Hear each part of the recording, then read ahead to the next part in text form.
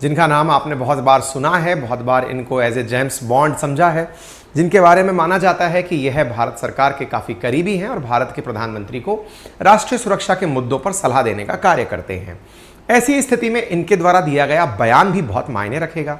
एक बहुत ही अच्छे ब्यूरोक्रेट और एक सफल सिविल सर्वेंट होते हुए भारत सरकार के इतने अच्छे पद पर आसीन व्यक्ति ने जब एक बयान दिया कि अगर नेताजी जिंदा होते तो देश का बंटवारा कभी नहीं होता, तो आज के सेशन में हम ये समझने का प्रयास करेंगे किस कंटेक्स्ट में यह बात की गई है। नेताजी क्या वाकई में इस तरह की थॉट प्रोसेस के थे कि देश का बंटवारा ना हो, और नेताजी के पास ऐसी कौन सी जादू की छड़ी थी जिसका उपयोग अगर वो कर लेते तो शायद देश का बंटवारा रुक जाता। क्या हिंदू मुस्लिम के दंगे बंद हो जाते? क्या हिंदू मुसलमानों ने जो हजारों की संख्या में नरसंहार देखा, क्या वो रुक जाता? आज के सेशन में हम जिक्र करेंगे और सारी बात को समझने का उस समय के प्रयास से और वर्तमान के अखबारों से समझने का प्रयास करेंगे। ठीक है, चलिए।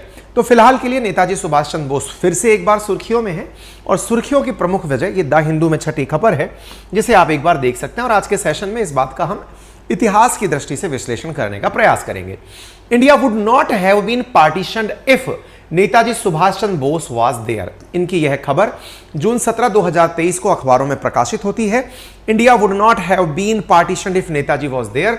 अजित डोभाल जी के द्वारा यह बयान जैसे ही दिया गया, इस बात में साथ साथ उन्होंने यह भी जोड़ा कि Netaji Subhash Chandra Bose as a highly religious man, इनके द्वारा यह भी कहा गया कि वो व्यक्ति थे जो महात्मा गांधी जी के साथ विचार रखते भी थे, लेकिन वो आजादी मांग कर नहीं, छीन कर लेना चाहते थे।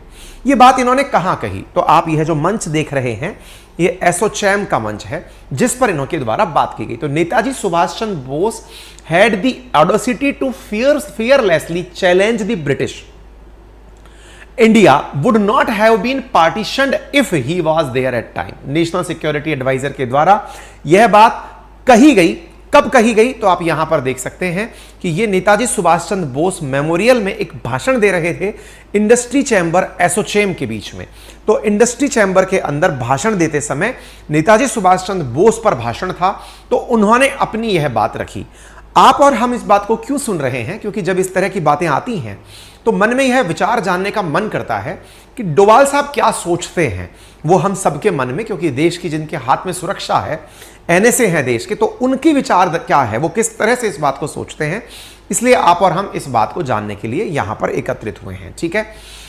In the course of his address, Mr. Doval delved into various aspects of Bose's life and noted that he even had the audacity to challenge Mahatma Gandhi, यानी कि वो महात्मा गांधी जी के मामलों के अंदर मतभेद भी रख सकते थे। But at the same time mister Doval noted that Bose has deep respect for Gandhi. Gandhi ji से कई मामलों में मत भिन्नता थी, लेकिन गांधी जी के प्रति उनके मन में सम्मान था।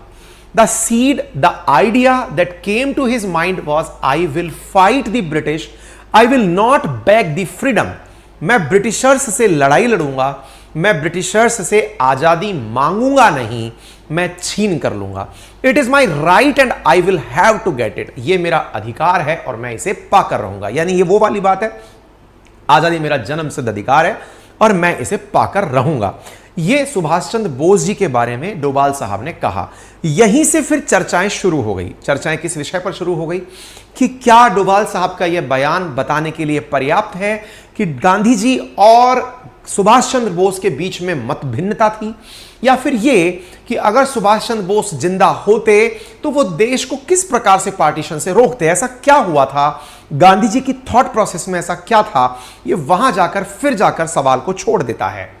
सवाल को जब छोड़ा जाता है, अब जब हम इसकी डेप्थ में जाएंगे तो हमको पता चलेगा कि निकल कर ये आता है कि आपको मालूम होगा कि गांधी जी के काल में, गांधी जी के ही जब नेतृत्व में ये पूरा काम चल रहा था, देश की आजादी का संघर्ष चल रहा था, तो नेहरू जी प्रधानमंत्री बने थे। लेकिन इस खबर को जब हम आगे आप तक लेके चलेंगे तो खबर निकल कर आती है कि बोस साहब ने जिन्ना को प्रधानमंत्री का पद ऑफर किया था कि जिन्ना, अगर आपको देश का पीएम ही बनना है तो आप इंडिया का पीएम बन जाइए, आप अलग देश की मांग मत करिए। शायद संभवतया डोभाल साहब की जो ये बातें हैं ये इस वजह से मायने रखती हैं कि जिन्ना साहब को जो उस समय ऑफर किया गया था बोस साहब के द्वारा कि आप प्रधानमंत्री बन जाइए देश के, लेकिन अलग देश की मांग मत करिए। तो क्या इसके बीच में रीड बिटवीन लाइन ये किया जाए कि जिन्ना को फिर प्रधानमंत्री किसने नहीं बनने दिया गया, किसने नहीं बनने दिया, तो फिर ले देकर के नजरें पहुंचती हैं नेहरू जी के पास। नेहरू जी देश के पहले प्रधानमंत्री बने थे, तो क्या नेहरू जी प्रधानमंत्री बनना चाहते थे, इसीलिए जिन्ना को मौका नहीं दिया गया? इस वजह से फिर एक कॉन्फ्लिक्ट क्रिएट होता है, और कॉन्फ्लिक्ट यह है कि क्या जिन्ना का समर्थन करके या फिर जिन्ना को प्रधानमंत्री का पद ऑफर करके देश के विभाजन से बचाने वाले बोस नेहरू को प्रधानमंत्री नहीं देखना चाहते थे? फिर से यह एक सवाल आता है, और जब यह सवाल वर्तमान समय में निकल कर आता है तो फिर एक और प्रश्न बनता है, और वो क्या आता है कि अगर यही सब स्थितियां थी तो एक वर्तमान में प्रश्न बनकर आता है कि क्या प्रधानमंत्री, उस समय के जो तत्कालीन प्रधानमंत्री थे, उनके कारण विभाजन हुआ था क्या? इस तरह के जब प्रश्न आपस में सरफेस होने लगते हैं तो निश्चित ही इस पर राजनीति होने लगेगी, और राजनीति होने लगेगी तो राजनीति के साथ साथ फिर अपोजिशन यानी कि कांग्रेस अपने विचार भी व्यक्त करेगी। तो आज के सेशन में हम यह भी जानेंगे कि क्या उनका विचार है। आज के सेशन में हम बता रहे हैं कि उनकी मृत्यु के बाद भी मुझे नहीं पता कि कब हम उनके द्वारा बनाए गए राष्ट्रवाद के विचारों से डरते हैं। इतिहास नेताजी के प्रति निर्दयी रहा है। मुझे बहुत खुशी है कि प्रधानमंत्री मोदी इसे फिर से जीवित करने के इच्छुक हैं। अब जब यहां पर डोभाल साहब ने प्रधानमंत्री की तारीफ की है, करें भी क्यों ना, क्योंकि ये प्रधानमंत्री के ही राष्ट्रीय सुरक्षा सलाहकार हैं, तो स्वाभाविक है कि इस पंक्ति से अपोजिशन हमलावर होगा। तो ऐसी स्थिति में कांग्रेस ने क्या कहा वो सेशन के अंत में मैं आपके सामने बताऊंगा। फिलहाल के लिए आप इनका पक्ष जान लें। डोभाल ने कहा कि सुभाष चंद्र बोस की विरासत अद्वितीय थी, यानी कि ऐसा पहले किसी के पास नहीं था, और उनका दुस्साहस और तप दो गुण थे जो उन्हें अतुलनीय बनाते थे। यानी कि वो किसी भी डेयरिंग जो थी उनके अंदर वो नेक्स्ट लेवल की थी। एक मतलब बोस के ऊपर सीरीज बनी हुई है, बोस नाम से सीरीज बनी हुई है, आप उन्हें देखेंगे। एक मैं सीरीज देख रहा था, होपफुली वो G5 पर है, पता नहीं किस पे थी, मैंने कभी देखी है, जिसमें एक सीन है राजकुमार राव बोस साहब का एक्टिंग कर रहे हैं। तो वहां पर वो हिटलर से मिलने के लिए गए हुए हैं। तो हिटलर अपने डमी यूज किया करता था। नाजीवाद के दौर में हिटलर अपने आप की मौत को लेकर बड़ा आशंकित रहता था। उस समय जब हिटलर से मिलने के लिए वो पहुंचे तो बोस साहब बैठे हुए हैं चेयर पर, उसमें दृश्य दिखाया गया है, और ये काफी जगह चर्चा का विषय भी है कि हिटलर सीढ़ियों से उतर के आता है, सभी लोग हिटलर के आने पर खड़े हो जाते हैं, बोस साहब बैठे रहते हैं। बोस साहब जब खड़े नहीं होते तो हिटलर पलट कर पीछे देखता है और हिटलर चला जाता है। फिर एक बार वापस से घूमकर वापस आता है, फिर भी बोस साहब बैठे रहते हैं। हिटलर अपनी जगह वापस लौट जाता है। फिर एक बार उतर कर नीचे आता है। इस बार हिटलर के आने पे बोस साहब खड़े हो जाते हैं। हिटलर अचंभित होता है और पूछता है कि आप खुद पहले खड़े क्यों नहीं हुए और अब क्यों खड़े हुए? तो कहते हैं कि उन्होंने कहा कि मैंने जब आपको पहले आप आए थे तो वो आप नहीं, आपका नकली रूप था, डमी था, वो आप नहीं थे। तो हिटलर इस बात से अचंभित हुआ और पूछने का प्रयास किया कि आपको कैसे पता चला कि वो डमी था, मैं असली नहीं था? तो बोस साहब का जवाब था कि हिटलर को अपनी इमेज की चिंता नहीं होगी, वो पलटकर पीछे नहीं देखेगा। आपने पलटकर, आपका डमी पलटकर पीछे देखा था, इससे मुझे आशंका हुई कि यह नकली है। इस संवाद के कारण कहते हैं कि हिटलर इतना बोस साहब से प्रभावित हुआ कि वो उन्हें घुमाने के लिए अपने सारे कैंप्स लेकर गया और उन्हें नेताजी की उपाधि दी। इस बारे में कई जगह अलग अलग बयानबाजी हैं कि नेताजी की उपाधि किसने दी, लेकिन बहुत से लोग बोलते हैं कि नेताजी की उपाधि उन्हें हिटलर ने दी थी। ठीक है, तो इस तरह की, क्योंकि असल मायने में भारत जिस समय स्वतंत्रता संग्राम के दौर में था, सेकेंड वर्ल्ड वॉर 1939 से 45 के बीच चल रहा था। सेकेंड वर्ल्ड वॉर के दौरान भारत का चल रहा स्वतंत्रता संग्राम दो प्रकार के विचारधाराओं से प्रेरित था। एक कि अंग्रेजों की मदद की जानी चाहिए युद्ध में, जबकि आप इंटरेस्टिंग फैक्ट देखें कि हमें खुद आजादी अंग्रेजों से चाहिए, लेकिन तत्कालीन भारतीय राष्ट्रीय कांग्रेस का मत था कि हमें अंग्रेजों की तरफ से मदद करनी चाहिए या अंग्रेजों की मदद करनी चाहिए सेकेंड वर्ल्ड वॉर में। जबकि भारत के अन्य राष्ट्रवादियों का मत था कि जब हमें आजादी अंग्रेजों से ही चाहिए तो फिर हम क्यों इनकी मदद करें, अंग्रेजों की मदद क्यों करें जब हम इनके ही खिलाफ खुद लड़ रहे हैं। तो इस पर भारतीय राष्ट्रीय कांग्रेस या गांधी जी का मत था कि हमें सेकेंड वर्ल्ड वॉर में अंग्रेजों की मदद इसलिए करनी चाहिए क्योंकि यदि हिटलर जीत गया तो नाजीवाद आ जाएगा, फांसीवाद आ जाएगा और जापानी देश तक घुस आएंगे। क्योंकि उस समय इटली, जर्मनी और जापान एक साथ एक फ्रंट बनाकर युद्ध लड़ रहे थे। किन से? ब्रिटेन से, फ्रांस से, यूएसएसआर से एंड यूएसए से। ऐसी स्थिति में देश के अंदर नेताजी का मानना था कि भाई हमें आजादी चाहिए और this is the right moment कि हमें आजादी इस समय चाहिए। और अंग्रेजों को जब वो अन्य फ्रंट पर लड़ाई लड़ रहे हैं और वे बुरी तरह पिछड़ रहे हैं, अगर हम इस देश से उनके लिए भेजे जाने वाला राशन, अपने द्वारा दिए जाने वाले सैनिक और अपने द्वारा दिया जाने वाला समर्थन रोक दें तो निश्चित ही अंग्रेज वहां भी हारेंगे और हमारा देश आजाद भी कर देंगे। लेकिन गांधी जी के नेतृत्व में जो राष्ट्रीय कांग्रेस चल रही थी, उनका मत था कि हिटलर का प्रभाव, क्योंकि अगर अंग्रेज वहां हारते हैं तो भारत हिटलर के प्रभाव में आ जाएगा, भारत जापानियों के प्रभाव में आ जाएगा, फांसीवादी नाजीवादी ताकतों के प्रभाव में आ जाएगा, जो कि अंग्रेजों से भी विकट होगा। इस कारण से गांधी जी ने उन्हें अलाउ नहीं किया। हालांकि बोस अपनी फौज बनाने के लिए जापान के पास पहुंचे, ताइवान ताइपे में आजाद हिंद फौज के साथ रहने लगे और एक ऐसी फौज बनाने का प्रयास किया जो कि अंग्रेजों के माध्यम से लड़ने के लिए इन फ्रंट्स पर गई हुई थी, जापान से लड़ रही थी या कहीं और लड़ रही थी। उनके सैनिकों को इकट्ठा करके यह समझाया गया कि तुम अंग्रेजों की तरफ से क्यों लड़ रहे हो, तुम अंग्रेजों की तरफ से नहीं, अंग्रेजों के खिलाफ लड़ो। बोस साहब ने अंग्रेजों की तरफ से शामिल हुए भारतीयों को, जो कि जापान से युद्ध लड़ने या जर्मनी से युद्ध लड़ने गए थे, उन्हें एक करने का प्रयास किया और कहा कि तुम्हें अंग्रेजों के खिलाफ लड़ना है। इस स्थिति में वो जापान के चहेते बन गए, वो इस स्थिति में जर्मनी के भी चहेते बन गए। और इसी कारण से बोस साहब जापान से, जर्मनी से मदद लेने के लिए भी आगे बढ़े ताकि आजाद हिंद फौज को वो इंडिया की आजादी के संग्राम में इस्तेमाल कर सकें। उन सैनिकों को जो अंग्रेजों की तरफ से लड़ने गए थे, उन्हें बदल करके अपने साथ अपने देश में लाकर अंग्रेजों के खिलाफ करने का प्रयास किया। बोस साहब का ये जो प्रक्रिया थी, ये गांधी जी को पसंद नहीं थी और यही कारण है कि गांधी जी और बोस साहब के बीच में एक मत भिन्नता थी। कांग्रेस से जो गांधी जो बोस साहब का निकलना था, उसके पीछे भी एक बहुत बड़ा कारण बताया जाता है कि बोस साहब इस बात से सहमत ही नहीं थे कि हम इस तरह से अंग्रेजों की मदद करें। अब दूसरी चीज, क्योंकि सेकेंड वर्ल्ड वॉर 1945 में खत्म हो रहा था, 1945 में सेकेंड वर्ल्ड वॉर खत्म हो रहा था, अंग्रेज और फ्रांसीसी जीत रहे थे। जीतने वाली पार्टी में यूएसएसआर और यूएसए भी था। ऐसी स्थिति में जापान पीछे हट रहा था। अब आजाद हिंद फौज का भविष्य क्या हो, ऐसी स्थिति में इस भविष्य को सुरक्षित करने के लिए बोस साहब एक मीडिएटर के साथ यूएसएसआर की यात्रा पर ताइवान की राजधानी ताइपे से फ्लाइट लेकर निकलते हैं और विजित हुआ यूएसएसआर भारत की मदद करेगा, यह विचार करके वो भारत के बाहर भारत की जो आजाद हिंद फौज बन रही थी उसे पहचान दिलाने के लिए यूएसएसआर के लिए फ्लाइट लेते हैं। और उस फ्लाइट के लेते ही वो फ्लाइट क्रैश कर जाती है और बोस साहब का चैप्टर खत्म हो जाता है। रिपोर्ट्स आती हैं, सरकार की रिपोर्ट आरटीआई लगाकर की भी जब पूछा जाता है तो यही कहा जाता है कि बोस साहब एक इस प्रकार के इंसिडेंट के अंदर शहीद हो गए। अब बड़ा सवाल यहां बनता है, बड़ा सवाल क्या बनता है कि बोस साहब अगर वहां जा रहे थे तो इससे किसको नुकसान होने वाला था। बड़े सवाल हैं यहां पे। पहले बोस साहब ने पहले अंग्रेजों के खिलाफ जापानियों से मदद लेने का प्रयास किया। इससे अंग्रेजों को इंडिया में टेंशन होने लगी कि अगर अंग्रेज आ गए, अगर जापानी इंडिया तक घुस गए तो दिक्कत हो जाएगी। नंबर एक, दिक्कत संभवतया अंग्रेजों को उनसे सबसे ज्यादा हो सकती थी। तो हो सकता है अंग्रेजों ने उन्हें मरवा दिया हो और उसकी कानो कान किसी को खबर ना लगने दी हो, क्योंकि अंग्रेज जीत चुके थे। दूसरी खबर निकलती है, दूसरे लोग ये देखते हैं कि उनकी मौत से किसे फायदा हुआ।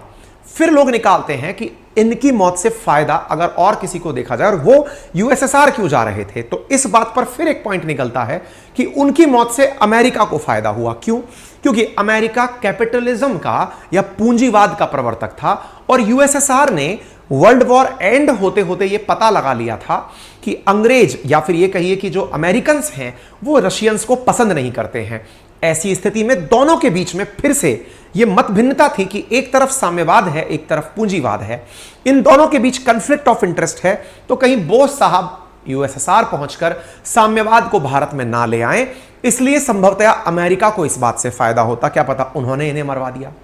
तीसरी बात भारत की लोकल राजनीति से निकल कर आती है कि अगर बोस साहब जिंदा होते तो वो देश में उस समय चल रहा संघर्ष, जो हिंदू मुस्लिम दंगे चल रहे थे देश के अंदर, जो मुस्लिम लीग लगातार अपने लिए अलग देश की मांग कर रही थी, संभव है वो उन मामलों में रोक लगा देते। संभव है कि जिन्ना को, जो कि जिन्ना केवल एक ही व्यक्ति को अपना नेता मानते थे और वो थे सुभाष चंद्र बोस, ऐसी स्थिति में संभव है कि कहीं ऐसा तो नहीं कि बोस की एक्सेप्टेंस राष्ट्रीय कांग्रेस को पसंद ना हो, क्योंकि राष्ट्रीय कांग्रेस से निकलकर उन्होंने अपना फॉरवर्ड ब्लॉक बना लिया था। कहीं ऐसा तो नहीं कि बोस की एक्सेप्टेंस से राष्ट्रीय कांग्रेस को अपनी एग्जिस्टेंस पर सवाल खड़े होते हुए दिख रहे हों, कि कहीं ऐसा ना हो कि बोस साहब आजाद हिंद फौज को लेकर इंडिया में चले आए और जो राष्ट्रीय कांग्रेस के द्वारा किए गए प्रयास हैं उन पर पानी फिर जाए। कहीं ऐसा ना हो कि बोस साहब आकर के देश के विभाजन के लिए, देश के विभाजन को रुकवाने के लिए जो मॉडल है जिसमें जिन्ना को पीएम बनाया जाना प्रस्तावित है, वहीं दूसरी ओर गांधी जी नेहरू जी को पीएम बनाना चाहते हैं, तो कहीं उसमें कंफ्लिक्ट ऑफ इंटरेस्ट ना हो जाए। कहीं ऐसा तो नहीं था। इतने सारे प्रश्न यहां पर खड़े होते हैं बोस साहब की मौत के बाद। इसी कारण से कहा जाता है कि बोस साहब की मौत जो है ना, वो कोई एक इंसिडेंट नहीं है, कोई इंसिडेंट नहीं है, रहस्यमयी मौत है। यानी कि यह कहा जा सकता है कि उनकी मौत कैसे हुई, इसको लेकर अलग अलग कहानियां हैं। कुछ लोगों का तो यह तक मानना रहा कि देश की आजादी के बाद तक बोस साहब देखे गए अलग अलग देशों में। इवन उनका जो फैमिली के लोग हैं उनके भी अलग अलग प्रकार के बयान मार्केट में तैरते रहे हैं। इसी वजह से बोस साहब की जो आइडियोलॉजी है उसको मानने में, क्योंकि राष्ट्रीय कांग्रेस जिसने देश की आजादी को फिर आगे तक परस्यू किया 15 अगस्त को जब देश आजाद हुआ, तो बोस साहब को वो जगह नहीं मिली राष्ट्रीय देश की आजादी के संघर्ष में जो उनके लिए अपेक्षित थी, जो उन्होंने देश के बाहर रहकर इतने प्रयास देश की आजादी के लिए अपने लेवल पर किए, उन्हें उतनी पहचान नहीं मिली। ठीक है, आगे बढ़ते हैं। सुभाष चंद्र बोस के बारे में प्राप्त जानकारी जो विकिपीडिया पर है उसके अकॉर्डिंग इनका जन्म 23 जनवरी 1897 में आज के उड़ीसा के कटक में हुआ था और आपने जापान के सहयोग से आजाद हिंद फौज का गठन किया था। आज जो भारतीय सेना में या भारतीय पुलिस में जब सैल्यूट के समय जय हिंद बोला जाता है तो वो भी इनके द्वारा दिया गया वाक्य था। तो राष्ट्रीय नारा जो जय हिंद है वो भी सुभाष चंद्र बोस के द्वारा दिया गया था। सुभाष चंद्र बोस की जो ये मौत की तिथि है, इसी तिथि के कारण सारा की सारा आज का एपिसोड तैयार हुआ है। ये जो दृश्य आप देख रहे हैं जिसमें कि ट्रेन पर लदी हुई लाशें आपको दिखाई दे रही हैं, ये रियल इंसिडेंट्स हैं। जब भारत पाकिस्तान का विभाजन हुआ, हजारों की संख्या में विभाजन की विभीषिका पर बनी हुई आप फिल्में देखें तो आप अंदाजा लगाएंगे कि किस तरह से उस समय का सीन रहा था और किस तरह से लोग मतलब इस एक्सट्रीम परिस्थिति तक पहुंचे थे। ठीक है, India wouldn't have been partitioned if Netaji was alive. तो ये बात, ये जो दृश्य है, ये जब भारतीयों को उद्विग्न करता है तो बड़ा प्रश्न बनता है कि जिन भारतीयों ने स्वतंत्रता संग्राम में मिलकर, हिंदू मुस्लिम ने कंधे से कंधा मिलाकर जो स्वतंत्रता संग्राम में साथ दिया, ऐसा क्या हुआ कि देश विभाजन की तरफ गया? देश का विभाजन अल्टीमेटली हुआ कैसे, क्या कहानी बनी? तो इसके पीछे की पूरी कहानी हल्के से ब्रीफ में मैं बताने का प्रयास करूंगा। कहते हैं कि 1857 में देश का पहला राष्ट्रीय स्वतंत्रता संग्राम शुरू हुआ था। क्रांति जो थी असल में वो देश की आजादी के लिए पहला प्रयास 1857 के अंदर हुआ था। तो जब 1857 के अंदर आजादी की मांग के लिए क्रांति की शुरुआत की गई तो अंग्रेजों के खिलाफ आजादी की जंग लगातार आगे बढ़ती गई, लोग जुटते गए, आजादी की जीत मिल ही थी। बीबीसी की एक रिपोर्ट के अनुसार 1885 में आखिर में जो इंडियन नेशनल कांग्रेस की पहली बैठक मुंबई में हुई थी, उसके अंदर कांग्रेस का जोर आजादी से ज्यादा ब्रिटिश राज में रह रहे भारतीय लोगों की दशा सुधारने पर था। यानी ब्रिटिशर्स के सामने सबसे पहले इंडियन नेशनल कांग्रेस ने आजादी की मांग नहीं रखी थी, रखा क्या था कि पहले भारतीयों की दशा सुधारी जाए। इसके बाद 1905 में जब बंगाल विभाजन हुआ तब आजादी की मांग तेज हो गई, हिंदू और मुसलमान का मुद्दा भी जोर पकड़ने लगा। कारण क्या था कि 1905 में जब करजन का दुर्जन व्यवहार किया गया कि पूर्वी बंगाल पश्चिमी बंगाल बना दिया गया, धर्म के आधार पर हिंदू मुस्लिमों को अलग कर दिया गया, वही पूर्वी बंगाल जो आज बांग्लादेश है, उस बंगाल के विभाजन की स्थिति में 1906 में मुस्लिमों के हितों की रक्षा के लिए आगा खां के नेतृत्व में एक प्रतिनिधि मंडल ब्रिटिशर्स से मिलता है और मुस्लिम लीग की स्थापना कर लेता है। मुस्लिम लीग की स्थापना में भी आपको ये जो लोग दिखाई दे रहे हैं, इनमें से आपको जिन्ना दिखाई पड़ते हैं। British all India Muslim league की स्थापना होती है जो कि मुसलमानों के हितों की रक्षा के लिए होती है। शुरुआती समय पर मुस्लिम लीग को कोई समर्थन नहीं था क्योंकि देश में धर्म के आधार पर कोई भी मत भिन्नता नहीं थी। लेकिन धीरे धीरे जैसे जैसे राजनीति आगे चलती गई, खिलाफत आंदोलन के अंदर भारतीयों के द्वारा समर्थन दिया गया, अंग्रेजों के साथ में जो व्यवहार प्रथम विश्व युद्ध में अंग्रेजों द्वारा जो मुस्लिम्स के साथ व्यवहार तुर्की में किया जा रहा था ऑटोमन एम्पायर के साथ, उससे देश में जब खिन्नता आती गई, गांधी जी के द्वारा खैलीफेट आंदोलन को समर्थन दिया गया कि मुसलमानों का साथ दीजिए ताकि ये हमारा साथ देंगे, तो उसे एक अपीजमेंट माना गया, तुष्टीकरण की नीति मानी गई और कहा गया कि मुसलमानों को उनके बारे में यह बताने के लिए कि तुम्हारी वजह से हम क्या कर सकते हैं, ये उनको समय समय पर जो एहसास दिलाया दिलाया गया और उनका उपयोग किया जा रहा है, ऐसी उनको ये अनुभव दिया गया, तो वो आगे चलकर इतिहास में कुछ और रूप में परिलक्षित हुआ। ऐसी स्थिति में कहते हैं कि 1938 में भी महात्मा गांधी और मोहम्मद अली जिन्ना के बीच मुसलमानों को लेकर बात हुई थी। हिंदू मुसलमानों की घटनाओं में जो बीच आपसी मतभेद था, क्योंकि अंग्रेजों की तो नीति ये थी कि इनमें फूट डालो और राज करो, इनको आपस में एक दूसरे से लड़ाओ, और लड़ाने में आज भी आप देखते हैं कि देश के अंदर आज हिंदू मुसलमानों से ज्यादा अब धर्म के आधार पर, जाति के आधार पर लड़ाइयां होने लगी हैं, क्योंकि जिसे सत्ता में रहना है उसे सत्ता में रहने के लिए किसी एक पक्ष को अपने साथ करना होगा। तो अगर हिंदू और मुस्लिम आपस में लड़ते रहेंगे तो अंग्रेजों के लिए अच्छा था, क्योंकि एक पक्ष सत्ता का साथ अपने साथ चाहेगा और इसी बीच में कन्फ्लिक्ट होगा।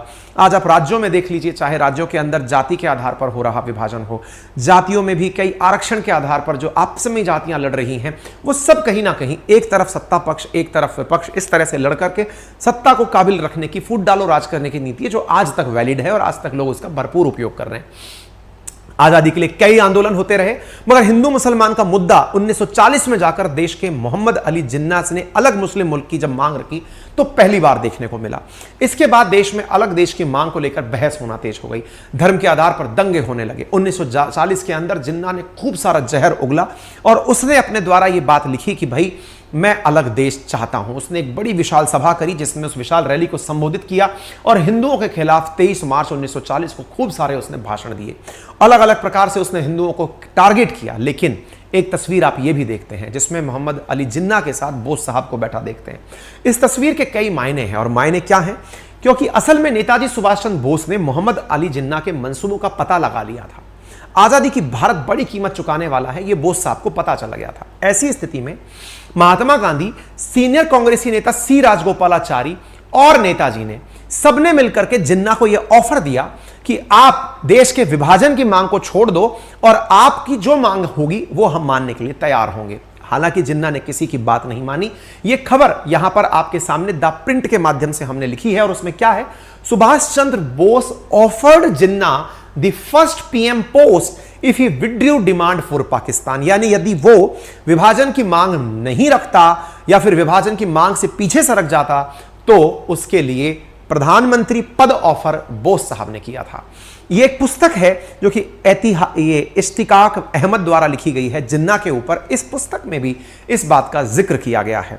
नेताजी को एक चीज की और कॉन्फिडेंस था, और वो क्या कॉन्फिडेंस था कि आजाद हिंद फौज जो है उसमें बहुत बड़ी मात्रा में मुस्लिम लोग भी शामिल थे। इवन ये कहते हैं कि आजाद हिंद फौज के अंदर जो नेताजी के बाएं हाथ समझे जाने वाले शहनवाज खान थे वो भी नेताजी के कट्टर समर्थक थे और वो मुस्लिमों को अपने पक्ष में करने के हिमायती थे, और उन्हें यह विश्वास था कि वो शांति से सारा मामला सुलझा लेंगे, बाय हुक और बाय क्रुक। अगर कोई प्यार से मानता है तो ठीक है, अदरवाइज दंगों को निपटाने के लिए आजाद हिंद फौज हजारों की संख्या में उपलब्ध थी, जो इस पूरे मामले को डंडों के दम पर भी शांत कर सकती थी, दंगों को शांत कर सकती थी।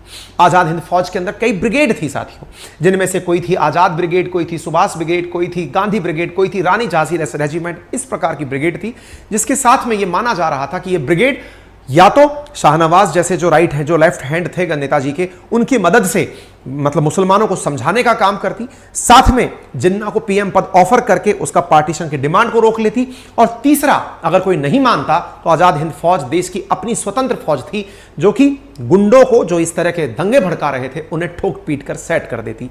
ऐसी स्थिति में ये सारी बातों पर पानी फिर गया जब सुभाष चंद्र बोस नहीं रहे। जब उनके बारे में यह जानकारी पता चली कि सुभाष बाबू की रहस्यमयी मौत हो गई है, उसके बाद में फिर काफी सारी इस पर रिसर्च हुई। कई जगह यह जानकारी दी गई कि 1945 में नेताजी की 3rd डिग्री बर्न के शिकार होने के कारण मौत हुई। उनके जापानी सेना के पायलट, सह पायलट और लेफ्टिनेंट जनरल सुनामासा सिदेई ने यह दावा किया कि जापान के आधिकारिक आत्मसमर्पण के बाद विमान दुर्घटनाग्रस्त हो गया था। सिदेई असल में उन्हें यूएसएसआर लेकर जा रहा था, लेकिन फ्रांस की खुफिया एजेंसी की एक रिपोर्ट छपती है जिसमें लिखा जाता है कि Netaji didn't die in air crash, secret French report. फिर से यह सवाल खड़े हो जाते हैं कि नेताजी की मौत आफ्टर ऑल कैसे हुई थी। ऐसी स्थिति में नेताजी डाइड इन 1945 जब सरकार का ऑफिशियल वर्जन निकल कर आता है कि नहीं, नेताजी एयरक्राफ्ट क्रैश में ही मरे थे, आरटीआई के एक रिप्लाई के अंदर जब यह बात निकल कर आती है तो इससे देश की सरकार का पता चलता है कि देश की सरकार क्या सही मानती है। तो सरकार मानती है कि एयरक्राफ्ट के अंदर ही उनकी डेथ हुई थी। खैर, सब अलग अलग कहानियां, अलग अलग एंगल हैं, लेकिन हां, जब कोई नहीं रहता तो इस तरह की चर्चाएं उनके बारे में होना कि उनके प्रयासों को और परिणामों में, देखिए परिणाम उनको उनके अनुरूप नहीं मिले लेकिन उनके प्रयासों को कम नहीं आंका जाना चाहिए, ऐसा डोभाल साहब का मत था। अब इस बात को जब आपने निकाला तो इस बात के ऊपर फिर कांग्रेस की टिप्पणी भी समझ लीजिए। जयराम रमेश जी के द्वारा एक प्रॉपर तरीके का ट्वीट किया गया जिसमें उन्होंने लिखा कि mister Doval who doesn't speak much, जो ज्यादा नहीं बोलते, but now he has joined the tribe of distorians. Historians तो वो होते हैं जो इतिहास लिखते हैं, डिस्टोरियंस जो इतिहास को विकृत करते हैं, तो उन्होंने इतिहास को विकृत करने वाले समूह को ज्वाइन कर लिया है, ऐसा कांग्रेस की तरफ से जयराम रमेश जी ने लिखा। और उन्होंने कहा कि पहला प्रश्न मेरा अजीत डोभाल से है, पहला कि डिड नेताजी चैलेंज गांधी, क्या उन्होंने गांधी जी को चैलेंज किया? ऑफ कोर्स ही डिड, जी हां उन्होंने गांधी जी को चैलेंज किया था। दूसरा, वाज नेताजी लेफ्टिस्ट, क्या नेताजी वामपंथी विचारधारा के थे? ऑफ कोर्स ही वाज, हां वो थे। तीसरा, वाज नेताजी सेक्युलर, क्या नेताजी सेक्युलर थे? ऑफ कोर्स स्टॉन्चली एंड स्टॉन्चली सो, हो भी सकता है नहीं भी हो सकता है अपने हिसाब से। Would partition not have happened if Netaji was alive then, क्या पार्टीशन नहीं हुआ होता यदि नेताजी होते?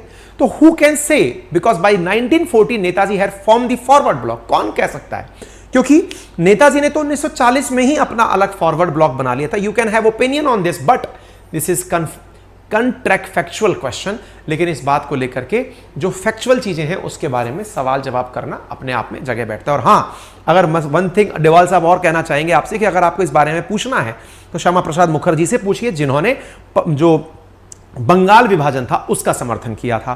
तो ऑब्वियस सी बात है कि कांग्रेस का भी इस पर टिप्पणी देना लाजमी है, क्योंकि एक प्रश्न कांग्रेस पर भी जाकर टिकता है, इसलिए कांग्रेस का भी डिफेंस यहां पर आना ही था। उम्मीद है आप सभी साथियों को आज के सेशन से कुछ जानकारी मिली होगी। बाकी आपकी क्या राय है, आप क्या सोचते हैं, उसके लिए कमेंट बॉक्स खुला है। अंकित इंस्पायर इंडिया पर अगर आप पहली बार पहुंचे हैं तो वीडियो के नीचे सब्सक्राइब का ऑप्शन दिया हुआ है, जिसे आप क्लिक करें। और जो विद्यार्थी पढ़ने वाले हैं, जिन्हें एडमिशन चाहिए था हमारे पुराने नटराज बैच में, जो कि 1 तारीख से 7 तारीख के बीच ही ओपन था, उन विद्यार्थियों से मैं कहना चाहूंगा कि हमारे नटराज बैच में हमने 3 दिन के लिए आपका एडमिशन खोला है, सोम मंगल बुध। बुधवार की मध्य रात्रि फिर से एडमिशन इसके बंद हो जाएंगे, क्योंकि आप में से बहुत सारे लोगों का मत था कि कहीं आप पिछड़ ना जाएं। ऐसी स्थिति में आप लोगों के लिए एडमिशन ओपन किए गए हैं नटराज बैच में, और पुरानी कीमतों पर ही किए गए हैं, मात्र 7500 रुपए की कीमत पर ही किए गए हैं। यदि आप में से कोई भी साथी जाकर एडमिशन लेना चाहता है तो go and get the admission, जिसमें आपको प्रॉपर तरीके से प्रीलिम्स और मेंस का कंप्लीट कोर्स फाउंडेशन लेवल पर मिलता है, और इसी बार के प्रीलिम्स को टारगेट करते हुए पढ़ाई की जा रही है। और अगर आप डेमो ट्राई करना चाहते हैं तो आप जाइए, आपके लिए डेमो उपलब्ध है, अपनी पाठशाला पर आप पहुंचे, वहां पर प्रॉपर तरीके से आपके लिए डेमो उपलब्ध कराए गए हैं। आपको प्रॉपर तरीके से रेगुलर जैसे क्लासेस दी जाती हैं वैसे क्लासेस दी जा रही हैं। आप जाएं और बढ़िया तरीके से वहां पर क्लासेस का लाभ लें। कुल 17 सब्जेक्ट हैं, कुल 21 टीचर्स की टीम है जो आप लोगों के लिए पढ़ाई करा रही है, और बहुत ही दिन रात मेहनत करके आपके लिए क्लासेस की जा रही हैं। तो कृपया करके आप वहां पहुंचें और क्लास को अच्छे से आनंद लें।